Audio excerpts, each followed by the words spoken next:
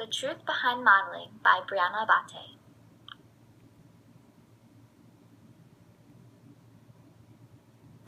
When you hear the word model, what do you think of?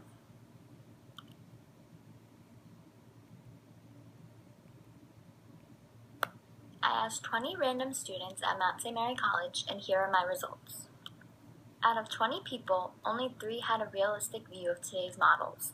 One said full-figured, another said superficial, and the other said anorexia.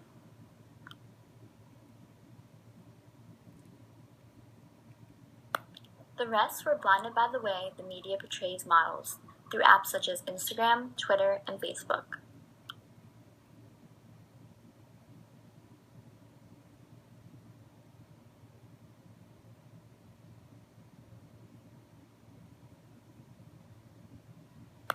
Others said perfection, beauty, diet, runway, skinny, tall, and most importantly, women. To be a model, agencies are looking for women over 5 feet 8 inches, a knack for women who have masculine features, also who are difficult to identify racially, and who look like they landed from outer space. Amanda Hendrick, a 26-year-old former Vogue cover girl, battled anorexia while being a model. She was voted Scotland's most stylish woman before her traumatic experience. Her photographs for drop-dead clothing were banned by advertising watchdogs due to looking anorexic. Her eating disorder was triggered when a model agency in Italy told her, "You need to lose a little bit of weight." She added, "I was so shocked by that. I had never been told that before by any agent or anyone." She also stated, "Obviously that stuck with me, and from then on I watched what I was eating and watched my weight." She said her then-boyfriend's infidelity added to her weight problems. She added, "I had to be perfect all the time, and I had to be as skinny as possible, and then he would never leave me. I don't know why that was in my brain, because it is stupid." Ms. Hendrick admitted to often existing on only 200 calories a day. Some statistics on anorexia. It is the 3rd most common chronic illness among adolescents. It affects 5 to 10 million people in America, and 95% of those who have eating disorders are between 12 and 25.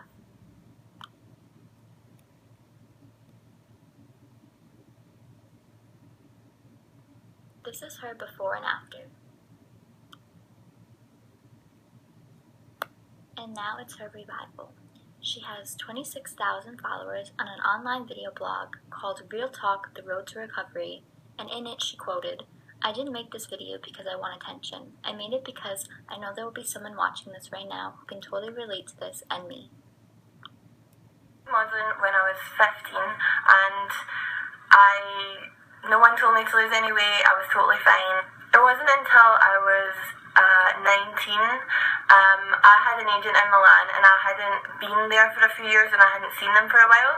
So I was in Milan just for a few days. I can't really remember why, and I just thought, I'm just gonna go pop in and see them and just say hi. The last time I saw them was maybe a few years before that, so I was like from 17 to 19, obviously my body was changing, and they just kind of said, "You kind of need to trim up a little bit, lose a little bit of weight." And I was so shocked by that because I'd never been told that before by an agent or by anyone, and I really wanted to go back to Milan to model, so I had to lose a little bit of weight to do that. So that was the first kind of initial thing that ever made me think about losing weight or dieting or whatever. So I did it the healthy way though. I was eating shit. I used to eat like crap, like pizza for dinner and then have it again for breakfast. My diet was horrendous. So I just kind of ate healthy, started getting into salads even though I hated it, and I just naturally kind of lost a little bit of weight. But obviously that kind of stuck with me, and from then I kind of watched what I was eating and watched my weight. So by the time I was 19, 20, I had been in a relationship with someone for a few years, and I was completely infatuated with them, head over heels in love with them, and they one day, out of the blue, for no reason at all, cheated on me, and I was absolutely devastated. I was gutted beyond belief. So, because I loved them so much, I forgave them and I stayed with them, and I actually believed them when they said that they were sorry. I had to be this perfect person. I had to be perfect all the time, and I had to be skinny as possible, and then they would never leave me. I don't know why that was in my brain, because it's stupid, but that's just what I thought. I had to just embody this perfect person, and then I would never lose them. So that's kind of what triggered it all off, and at that time as well, I started getting into drugs, like really, really badly, and I enjoyed the fact that if I took drugs, that means I could forget about everything. I could forget about the fact that he cheated on me. I could forget about the fact that I didn't feel good enough. I could forget about the fact that I didn't feel pretty enough. I just felt like crap. I had no direction in life, so I just kept taking drugs to just mask all that. And one benefit of taking drugs is you're not hungry, but I was just constantly losing weight, more weight, more weight, more weight, and anytime I felt hungry, I just take more drugs. So it was just this big whirlwind of shit that I got myself into, basically. And yeah.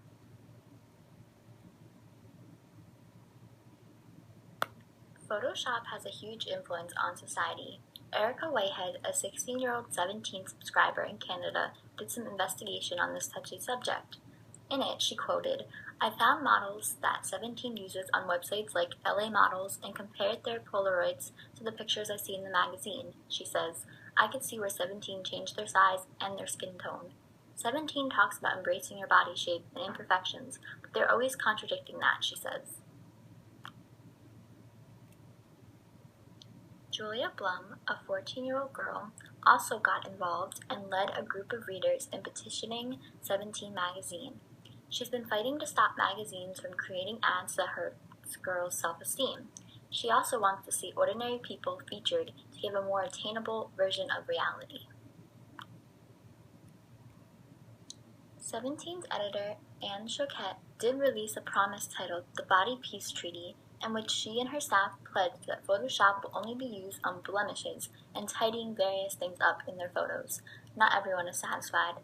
It sounds like they just published a self-serving statement that made them look good, but they're not taking into account the intentions and concerns that were really behind the petition, 16-year-old Tabby, a fashion blogging prodigy, said.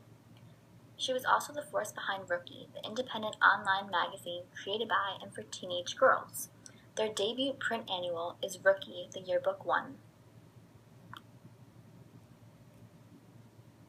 That document, which readers are invited to sign online, includes such statements as, "I vow to remember it's okay to eat one too many slices of pizza or an extra scoop or two of ice cream."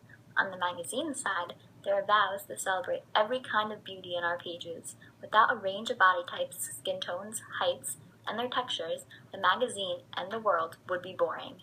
And never change girls' body or face shapes. Never have, never will.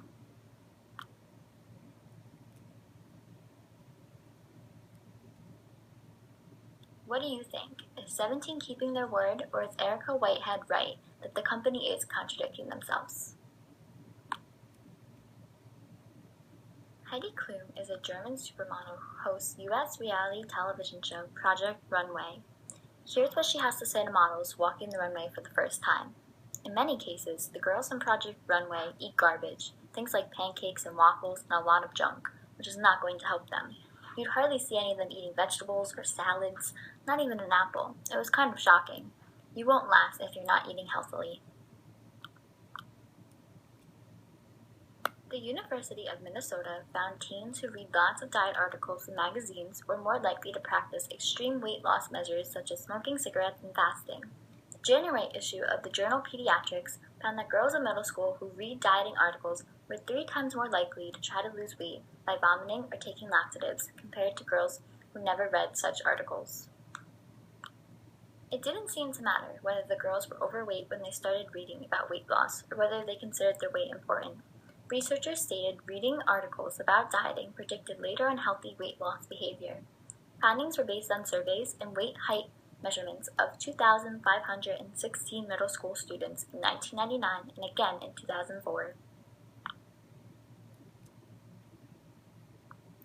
Have you looked at those magazines that are aimed at teenage girls? Sherry Young says. It's not just the stories and dieting that give girls these messages. It's the photos of waist-thin models that accompany just about every story and ad. I don't allow those magazines in our house, but I think if parents do let their daughters read them, the parents should look at them too and talk to their kids about what they see, point out models that are too thin and why it can be a problem.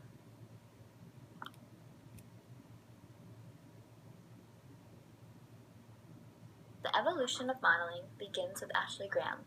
She is the first plus-size model to be on the cover of Sports Illustrated swimsuit issue. She was discovered at the age of 12 in a mall in Nebraska, which is her hometown, and moved to New York City at the age of 17 to pursue her modeling dream. Ashley first made it big in a commercial for Cachet, Lane Bryant's new line of sexy lingerie for plus-size women. Size 16 with 38D bra and panties deemed too big and beautiful for TV. The commercial was later rejected to be aired on ABC.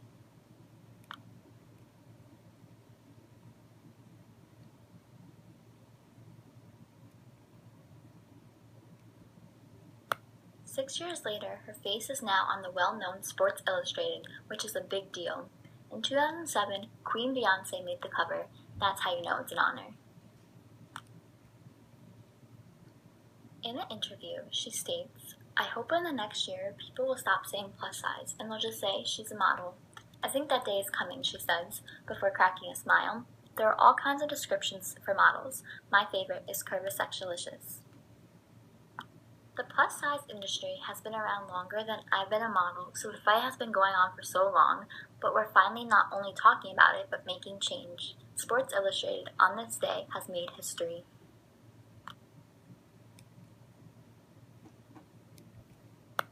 My mom got the opportunity to not only meet Ashley, but also hear her goals for the future. What was your overall experience meeting Ashley Graham? I really enjoyed meeting Ashley Graham. Getting to know her on a personal level showed me how beautiful she is inside and out and left me with a feeling of empowerment. Would you do it again? Yes, it was an amazing experience. Since Ashley is in the spotlight, do you think the modeling industry will change for the better and society will develop a new view of models? Yes, I believe it will open many people's eyes. Beauty isn't defined by a number, it's a feeling that comes from within. As an assistant manager at Dress Barn, what advice has Ashley given you that you can pass on to your clients on the job? The advice that I would give is that you can be healthy at any size. It doesn't matter if you're a size 2 or 22, as long as you're taking care of your body and loving yourself instead of taking in the negativity of beauty standards.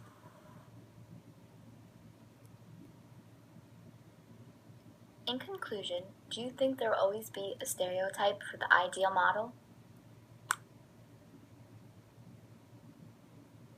Because you know I'm all about that bass, no trouble. I'm all about that bass, no trouble. I'm all about that bass, no trouble. I'm all about that bass, bass.